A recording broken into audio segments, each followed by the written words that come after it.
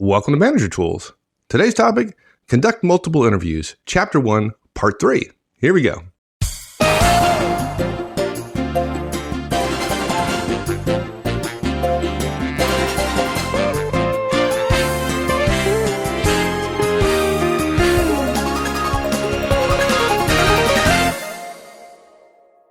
Okay, so we talked about, in previous casts that interviewing is the most important activity of effective managers, right? It's right. The quality of people is the absolute most valuable organizational discriminator. And the fact that quality of people is based upon the raw material plus development. But, frankly, I think we made the case, why start in the ditch when you can start with raw talent? That's great, right? And make them even better. We talked about Horstman's risk assessment and the idea that the worst thing you can possibly do is hire the wrong person. And eliminating that possibility is the most important thing you can do as a manager. Yeah, I was thinking about that the other day. I had forgotten that years ago, somebody sent me an email reminding me that so many managers, when they hire, Mike, they think they want to avoid a false negative, right? They want to avoid missing somebody who's a great fit. And what they do is they say that would be terrible to miss somebody who's a great fit. And I for a long time called that a Romeo and Juliet. That's where both of them wanted to be together. The person was right for the business and the business wanted the person, right? They should have ended up together. And as Romeo and Juliet did at the end of the play, I mean, they were both alive and together. And then through a series of misunderstandings, not an interview, of course, but through a series of misunderstandings, they both end up at the end of the play dead. Sorry for the plot spoiler there, folks. So now you're equating yourself to Shakespeare. Good.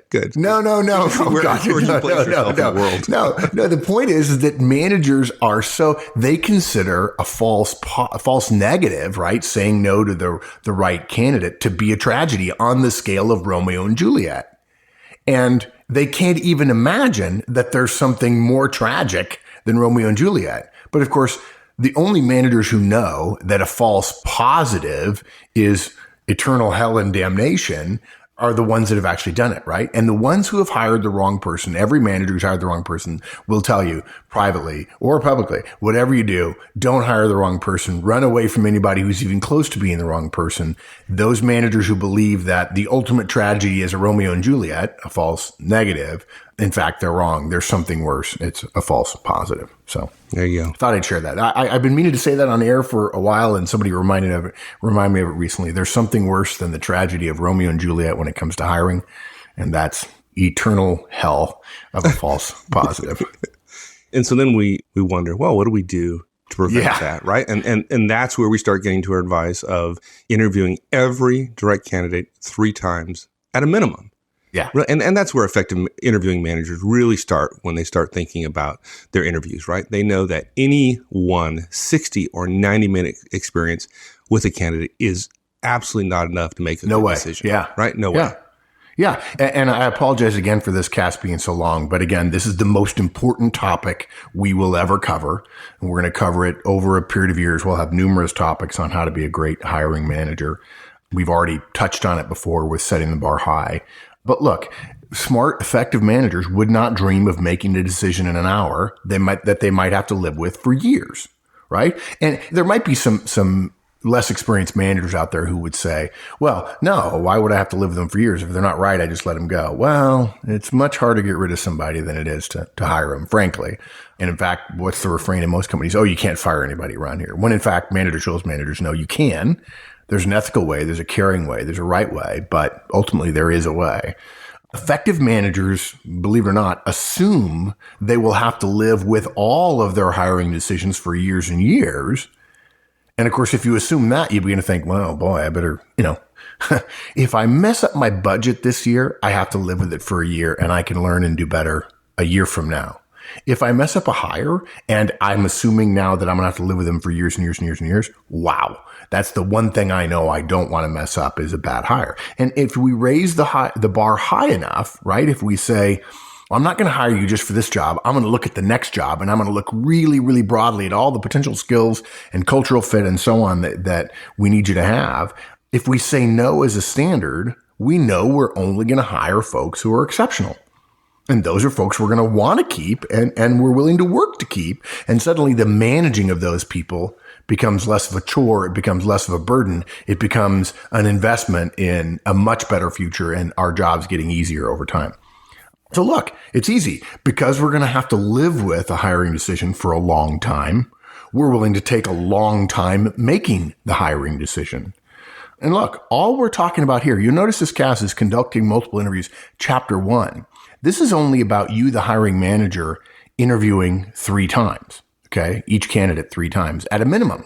If you want to interview them 5 times, as long as you're not repeating the same questions and asking the same questions over and over again, we won't stand in your way at all. There's nothing wrong with a candidate feeling like they got a difficult interview. And if a candidate says, well, gee, that was just, they should be able to make a decision in less time. That's probably from somebody who has made a lot of poor hiring decisions and just expects you to like them. But the fact that they like themselves doesn't mean you ought to like them. You don't know them. You don't know them other than their resume. And after 3 or 4 or 5 hours, half of the world would say 3 or 4 or 5 hours is not nearly enough to really feel comfortable about bringing somebody in close. The D's and the C's of the world, they generally, they tend to keep people at arm's length for much longer than a few hours before they decide to, quote, become friends or, quote, become associates, unquote. So chapter 2 of conducting multiple interviews talks about having more than just you interview them. So that's a whole separate cast. So look, we're not talking about others whom we're also going to have interview. We're only talking about the hiring manager. And yes, we're going to recommend every manager. If you're listening to this cast and you're thinking about hiring someone, we recommend 3 interviews with you alone and you alone just to start with to get the process rolling. How'd you get that magic number? How'd you get to 3? Is it the number 3 or is something else that drove that? Yeah. The first interview has got to be a phone interview. Okay. Effective hiring managers always start interviewing with a phone interview. And the reason why is simple. It takes less time. There's less logistics, and your goal is always in interviewing is to rule people out.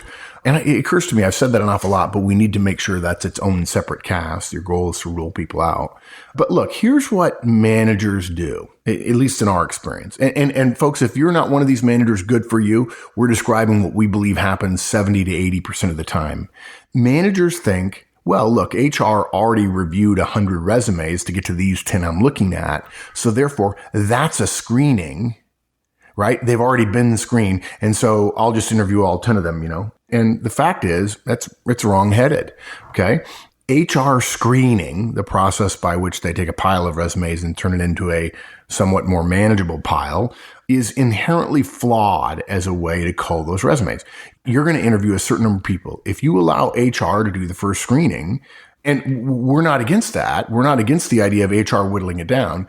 But if you believe that turned the pile from yeses and nos into just likely yeses, that's a fundamentally flawed mentality. We've sat next to HR people as they go through resumes, and they don't screen in the way that we've experienced effective hiring managers doing the interview.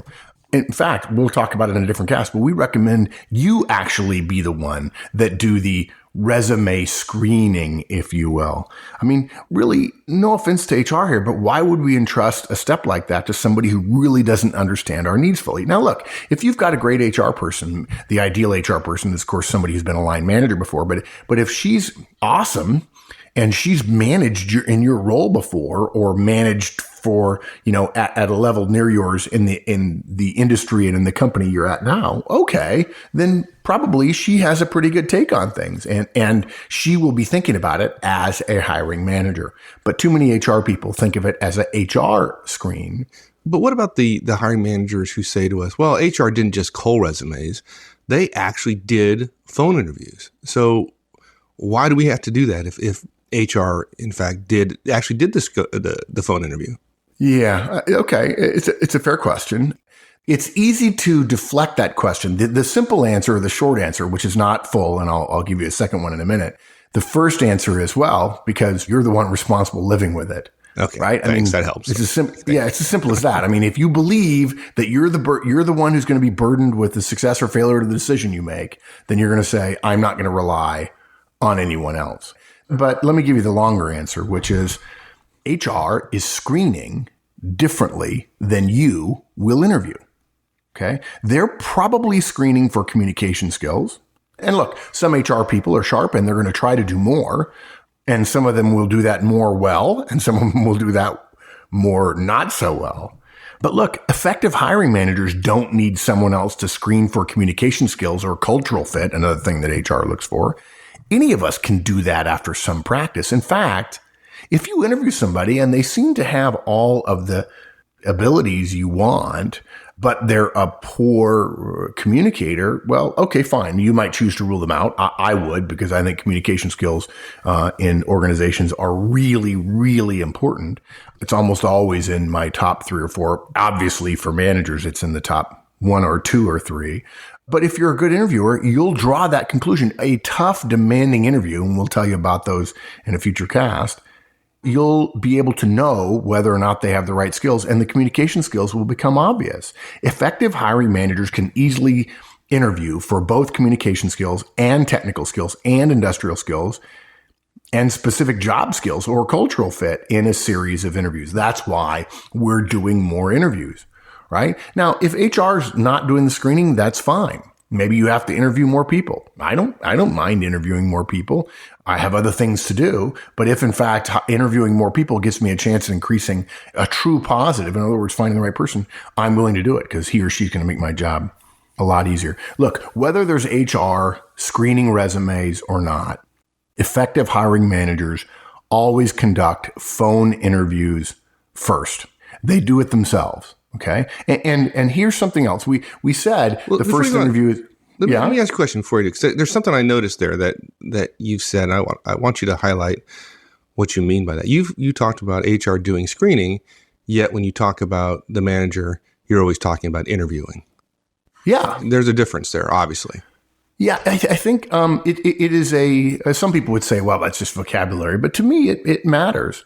If you think of screening, when an HR person or even some hiring managers, when they think of screening, they're thinking, I'm ruling out all the no's, right? I mean, let's screen out the no's. Right. But if in fact someone gets through a screen, right, it's as if, that step was screening people out, but the rest is really not. The rest in interviewing is getting to know people, okay? The use of the word screening is wrong on 2 counts. First, screening suggests it won't be a complete interview, that it's something different, okay? But look, if you're trying to find the one and you're looking at 50, then by definition, you're going to have to rule out 49, right? Why not immediately start thinking, let's rule people out? Because look, I suppose the only reasonably likely outcomes of looking for one in a pile of 50 is maybe you'll end up with one, maybe you end up with 2, okay, fine, an embarrassment of riches, or you end up with 0. The difference between 0, 1, and 2 in a pile of 50, other than the difference between 0 and 1 in all numerical discussions, the difference between 50 and 0, 1, and 2 is enormous. I mean, the scope of the difference between 0, 1, and 2 and 50 is fairly trivial. It's a difference of, units of 1, right? So why would you say, I'm going to screen out the really bad ones, but I'll leave in the ones that might be okay? Why not try to get from 50 down to 3 as fast as you possibly can, and then spend more time with those 3? Yeah, but that's not how HR, in my experience, I mean, working with HR, that's not how generally they see it, right?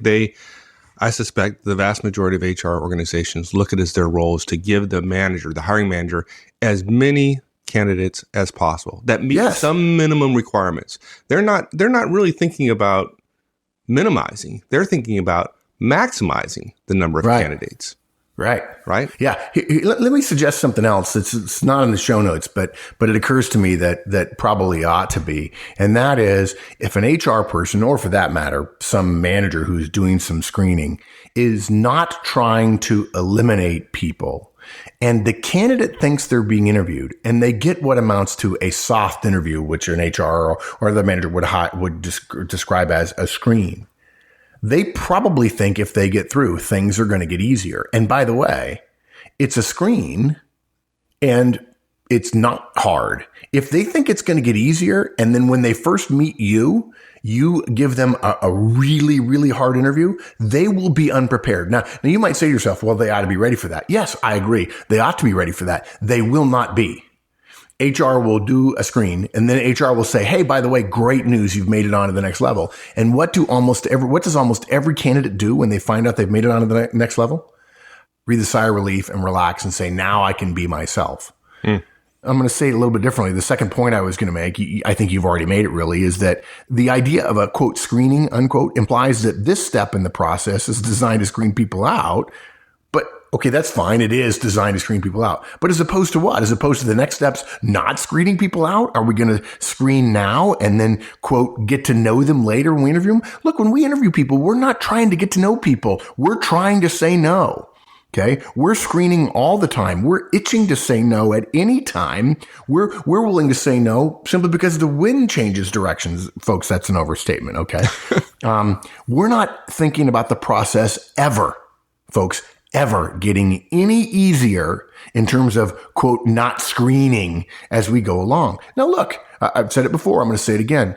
There's nothing in being a tough interviewer that is rude, disrespectful, forceful, mean-spirited, overly aggressive. There's none, okay? You don't need to be harsh or unprofessional, okay? Don't read anything into our cast about setting a high bar to mean that we need to be standoffish or intentionally cold or unpleasant personally as a way of sending message that, yeah, you're being judged and I'm the jury and the judge as well, okay? So this is not the last step of screening. It's an interview. And since the candidate is going to call it that, tell people, don't say we're going to do a phone screen and it's going to be light. And well, you might say phone screen, they're going to hear light interview and they're going to feel good that they made it through. And over half, maybe 75% will go, yeah, maybe even more than that. We'll say, okay, good. It's going to get easier now. And then they meet you after HR screened them and ooh, ouch. So the point is that first interview is a phone interview. It is a phone interview, whether HR did a phone interview or not. I promise you're going to interview differently than HR. And further, every candidate goes through the same phone interview. You prepare your interview questions and you ask the same set of questions of every single candidate. Now, to be fair, it's a shortened interview. It doesn't need to be any longer than an hour, as opposed to you can go an hour and a half. And in some cases, you could go 2 face-to-face, and we'll share why that is, mainly because people don't do well after an hour on a phone interview.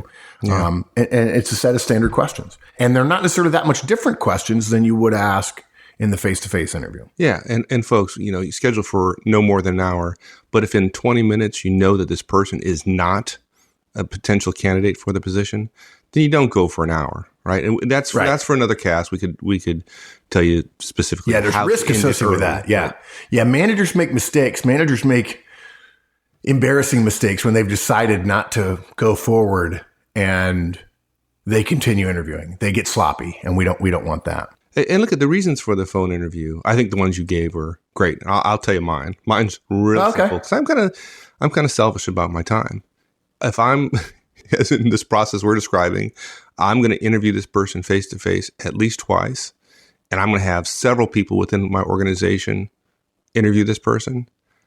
I want to eliminate the possibility of anybody wasting 1 minute with somebody who's not a potential candidate. Oh, didn't even think about that. You're absolutely right. Yeah. I'm going to put a lot of effort into interviewing this person, and given that, I want to eliminate them as quickly as possible.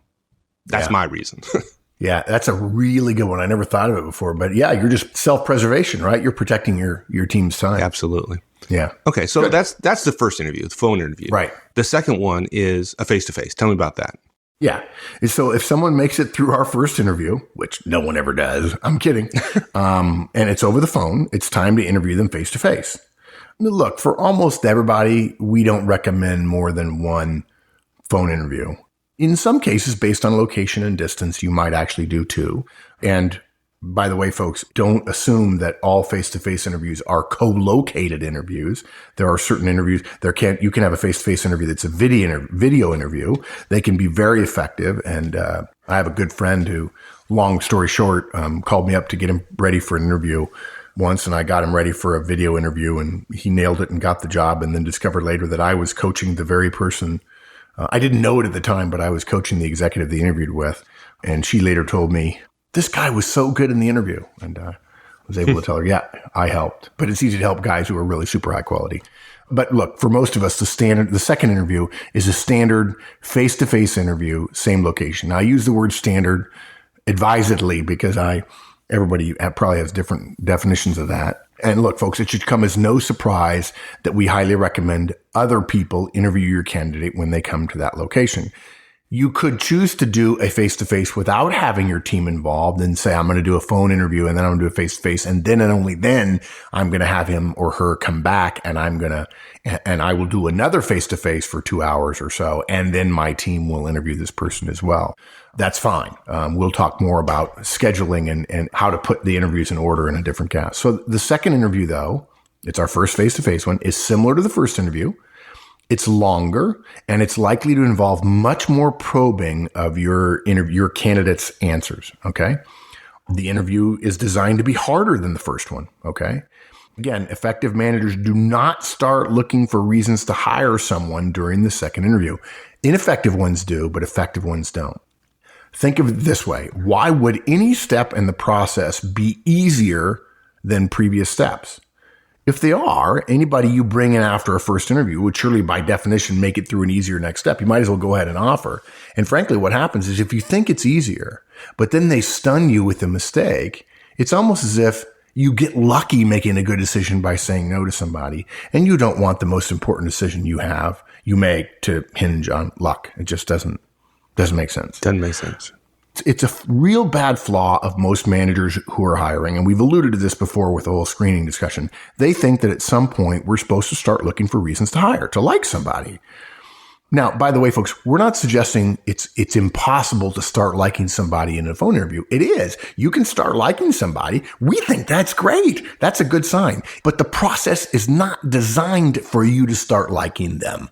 Okay. You might get a moment of like, wow, that was a really great answer. I like this guy. Good. Keep interviewing. Okay. Put that liking aside and say, nice. I'm glad. This guy might be a great hire. Yeah. And still look for reasons to say no. Yeah. Yeah. In fact, it occurs to me as you and I are talking, we just came back from a conference and we had an effective communication conference. Good interviewing is high C territory, right? It's conscientious, it's analytical, it's perfectionist in nature. And if a high C, a conscientious person, somebody who's task focused and reserved and dot the I's and cross the T's and make sure everything's right, if they can essentially adopt our protocols for hiring and then do it with warmth and be friendly while they're giving tough interviews, I have a feeling that all things being equal, high C's will be more naturally likely to be good hiring managers. Not to be great interviewers, that's only part of it. A lot of people would say high I's are great interviewers because it's so fun. I get to chit chat. It's like, yeah, it's great. Yeah, well, it's nice to have a chit chat, but what's really important is making good decisions. So look, if you start looking for people to like, there's going to be problems. If you start looking for something to like, you will find it. But that's not good because effective interviewing isn't about finding the right person. It's about eliminating the wrong person. And here's what's really dangerous. When we look for things to like, we start becoming really bad at seeing reasons not to like them or not to hire them. Think of it this way. Suppose we spend 10 minutes talking about something that makes that person a perfect fit in an early interview. That is 10 minutes we did not spend finding something else not to like. We have essentially gotten off track of figuring out a reason to rule somebody out. Okay, all this is a long way to say that the second interview isn't about finding a fit. It's about continuing to rule out potential false positives, about avoiding that infinite death and destruction, the one thing that's worse than the tragedy of Romeo and Juliet, and that's worth avoiding. Good. Okay, so now here's the part I think that a lot of people are going to push back on. We've already done a face-to-face. We've done the phone interview, then we've done a face-to-face. And if they pass that, you're suggesting or recommending that we do a third interview also face-to-face. Now, so what's different? I mean, so we've already spent 90 minutes with somebody in the first face-to-face interview. What's different about the next one? Why do it again? Yeah. I think I can give you an anecdotal answer by saying I'll never forget the manager who said to me, the biggest difference in my life was not, I realized something. I thought in my third management job that I had become a good manager because I had learned all the things about how to be a manager. And he said, it wasn't until about 3 jobs later that I realized that I became a good manager in my 3rd job because I got to pick my own team and I had bad people working for me. I'm sorry, bad people is oversimplification. I had ineffective directs working for me. And it was because somebody else had hired them and they didn't know what they were doing. And I essentially was very careful about hiring. And I thought it was just because I'm a good manager. And in fact, I realize now it's because I got to choose my own team. Look, this is the most important thing you're going to do. It's worth doing well. It's worth spending extra hours for. It is worth reinforcing yourself. And for many of you, you're going to start liking the candidate after the second interview. And if they can go through another hour and a half or 2 hour interview and you still like them, even though I would argue you ought not to be liking them, I'm not gonna judge your emotional state. I would say, okay, then you've probably got a good hire. Let me say it differently. It's worth sending a message to any potential employee, and by definition, by extension, if you will, thereby to any existing team member, that getting in on this team, to be a part of this team, is hard work. The bar is high. The standards are high. That this is important, that joining us is not done lightly. Okay. That which we achieve too easily, we esteem too cheaply, right? Heaven knows how to put a price on this goods. Everybody wants to get to heaven, but nobody wants to die. Right. If you want to be on our team, if you want to be on a really good team, we have high standards. The third interview is a continuation of the first and second ones. It's more behavioral questions. Okay. You'll look at your first 2. We'll talk about it in more detail in a future cast, but you'll look at your first 2 and you'll probably probe in a couple of areas just to verify some things, verify that their strength, and look for potential other weaknesses. You may discover, maybe I really haven't gone in this area as much as I could.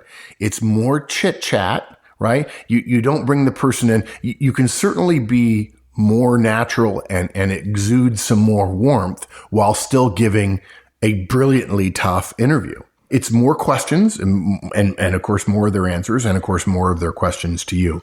After a third interview, if somebody said, well, I've had all my questions answered, I would be a little bit surprised. If the hiring manager is saying, I still want more questions of you, I would assume the candidate would know. That means more questions of them as well. So again, folks, for those of you who are sitting there thinking, gee, this is a lot, we say, yeah, it is. Indeed, it totally is. And we think that's reasonable based on what we started this cast with, which is interviewing is the most important thing you do. Think of it this way, folks. If you don't think of yourself as good at interviewing now, and it's the most important thing you do, why would you think you could get good results quickly? And the answer is, of course, you can't, nor could I if I were in your shoes. So we're not pointing fingers at you. But here's the thing. You can learn, right? And so that means more interviewing. The more time you spend with each candidate, the better you'll be on the next candidate. It may take longer to do all these interviews, but you will actually get better faster.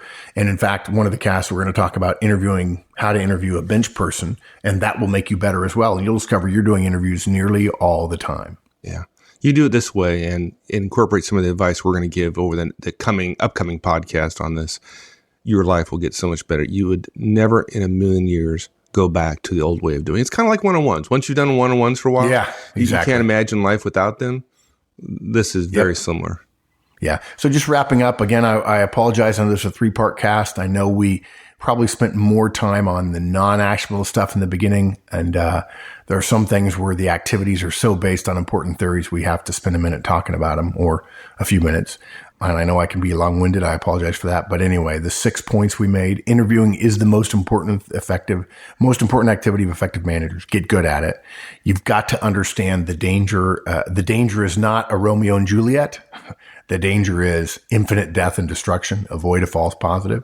You've got to interview everybody 3 times, and that means first a phone interview, then a face-to-face interview, and then another face-to-face interview. And again, you get better at hiring, and you'll achieve better results without becoming a better manager, other than being better at hiring is part of becoming a better manager. And getting better at interviewing means spending more time on it than you're used to. That's how we get better at anything. Remember the meme of 10,000 hours. It takes 10,000 hours to get really good to master something. Over-interview people. And then thanks to Horstman's risk assessment, you end up reducing the chances of that deadly false positive.